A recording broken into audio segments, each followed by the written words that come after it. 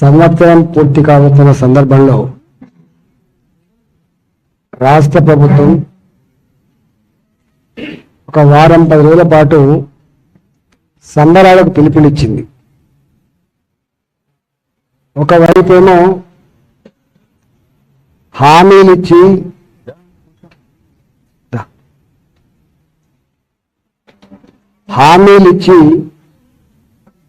ప్రజలను వంచింది, ప్రజల్ని మోసం చేసింది ప్రభుత్వం. 6 గ్యారంటీల పేరిట 66 హామీలు ఇచ్చి 400 పైచిలకు రకాల పనులు అమలు చేస్తామని చెప్పి కేవలం ఆర్టీసీ బస్సులలో మహిళలకు ఉచిత ప్రయాణం తప్ప ఎక్కడ ఒక సమస్యను సంపూర్ణంగా అమలు చేసే పాపన పోలే. దీని మీద ఇప్పటికే రైతులు కావచ్చు, నిరుద్యోగ యువత కావచ్చు, మహిళలు కావచ్చు,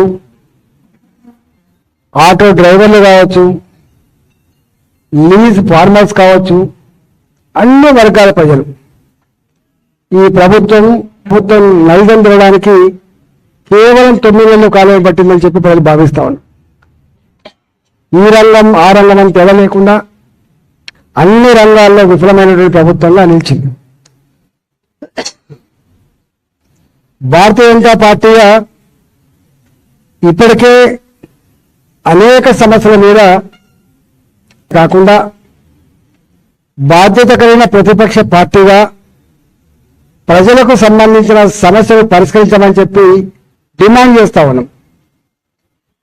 ఆ క్రమంలోనే ఏమరగబెట్టినామని చెప్పి నువ్వు సంబరాలు చేసుకుంటున్నావు, నువ్వు చేసిన మోసాలు చాలు అని చెప్పి మరొకసారి వాళ్ళ సంబరాలకు వాస్తవం ఏంటో తెలియజెప్పే బాధ్యతలో భాగంగా భారతీయ జనతా పార్టీ నియోజకవర్గాల వారీగా ప్రజలతో ముచ్చటించడం, ప్రజల సమస్యలు తెలుసుకోవడం, సైకిల్ మోటార్ల ర్యాలీ నిర్వహించడం, అవసరమైతే ప్రజలతో అక్కడ సభలు ఏర్పాటు చేసి చైతన్యపరచడం, వాళ్ళకు విశ్వాసం కలిగించడం. దాంట్లో భాగంగానే ఇవాళ ఈ హైదరాబాద్లో జిహెచ్ఎంసీ పరిధిలో సరూర్ నగర్ స్టేడియంలో 7వ తారీఖు నాడు సాయంత్రం 3-4 గంటల మధ్యలో ఒక సభ నిర్వహించాలని చెప్పి భారతీయ జనతా పార్టీ నిర్ణయించుకొని అక్కడ పెద్ద ఎత్తున ఆ సభ ఏర్పాట్లు జరుగుతూ ఉన్నాయి. కాబట్టి పెన్షన్లు కోల్పోయిన వాళ్ళు కావచ్చు, పెన్షన్లు పెరుగుతాయని చెప్పి ఆశపడ్డ వాళ్ళు కావచ్చు, ఆటో డ్రైవర్లుగా 12,000 రూపాయలు వస్తే సంవత్సరాలు చెప్పి బంగపడ్డలు కావచ్చు, ఇట్లా అనేక వర్గాల ప్రజలు దాంట్లో పాల్గొని ఈ ప్రభుత్వానికి నిరసన చెప్పే బాధ్యత భారతీయ జనతా పార్టీ తీసుకుంది. కాబట్టి ఆ సభను సక్సెస్ చేయాలని చెప్పి కోరుతా ఉన్నాం. అంతేకాకుండా ఇవాళ కిషన్ రెడ్డి గారి మా అధ్యక్షుల నాయకత్వంలో కత్రి హోటల్లో ప్రతి గడపకి, ప్రతి వాడకి, ప్రతి గ్రామానికి తీసుకుపోయేటువంటి కార్యక్రమాన్ని ఇవాళ భారతీయ జనతా పార్టీ ఆవిష్కరించబోతాం. ఇక్కడ ప్రభుత్వం అంటే ప్రజల్ని ఆదుకునే ప్రభుత్వం అని, ప్రజలకు గూడు లేకపోతే గూడిచ్చే ప్రభుత్వం అని చెప్పి భావిస్తారు. కానీ రేవంత్ రెడ్డి వచ్చిన తర్వాత 2 కార్యక్రమాలు, ఒకటేమో ఇల్లు కూరగొట్టే కార్యక్రమం, రెండోదేమో భూములు గుంజుకునే కార్యక్రమం. ఆ ఇల్లు కూరగొట్టేది కూడా 40 ఏళ్ల క్రితం 50 ఏళ్ల క్రితం ప్రభుత్వం ఇచ్చిన పట్టాల భూములలో కట్టుకున్న ఇల్లు కావచ్చు, మధ్యలో అక్కడక్కడ బీఆర్ఎస్ పేట, ఎల్ఆర్ఎస్ పేట రెగ్యులైజ్ చేసుకొని డబ్బులు కట్టిన ఇల్లు కావచ్చు,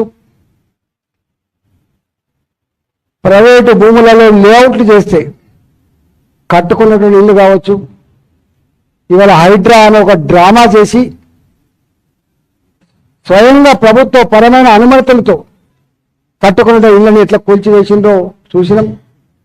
ప్రజల యొక్క చైతన్యంతో భారతీయ జనతా పార్టీ అండతో ఇవాళ ప్రజాక్షేత్రంలో వచ్చినటువంటి ఆ కోపానికి, ప్రజాక్షేత్రంలో వచ్చినటువంటి ఎగిసిపడ్డ జ్వాలకి ఇవాళ ప్రభుత్వం తోకముడిచింది.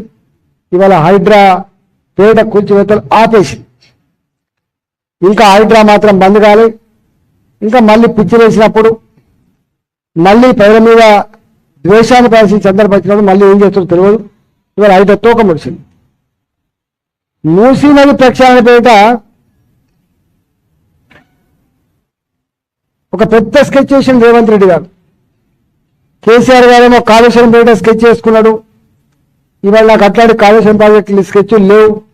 ఇక మిగిలింది మూసి ప్రక్షాళన అని చెప్పి మరి ఢిల్లీ హైకమాండ్లో ఏం మాట్లాడుకున్నాడో, ఏం మెప్పించుకున్నాడో, ఏ కాంట్రాక్టర్ని మాట్లాడుకున్నాడో కానీ సుందరీకరణ పేరిట ఇక్కడ కూడా వేలాది ఇళ్ళు, ఇది రివర్ బెడ్లో ఉన్న ఇల్లు, ఇది బఫర్ జోన్లో ఉన్న ఇల్లు, ఇది ఎఫ్టీఎల్లో ఉన్న ఇల్లు అని చెప్పి రెడ్ మార్క్తో మార్కింగ్ చేసి ప్రజలు ఎదురు జరుగుతున్నా కూడా, ప్రజలు ఏడుస్తున్నా కూడా వందల మంది పోలీసుల సమక్షంలో భయభ్రాంతకు గురి చేసి ఇవాళ అది ఆక్రమించుకొని కూడగొట్టే ప్రయత్నం చేసిండ్రు. కొంతమంది తన దాపేదాలతో మేము బ్రహ్మాండంగా వనస్థలిపురం డబుల్ బెడ్రూమ్ ఇచ్చిన మాకని చెప్పి స్టేట్మెంట్ ఇచ్చే ప్రయత్నం చేసిండ్రు. కానీ మూసి పరివాహక ప్రాంత ప్రజల చైతన్యంతో ఇల్లు కూలగొడితే ఖబర్దార్ అని చెప్పి ప్రభుత్వాన్ని హెచ్చరించి దాంట్లో కూడా ఇవాళ కొంత వెసులుబాటు పొందిండ్రు.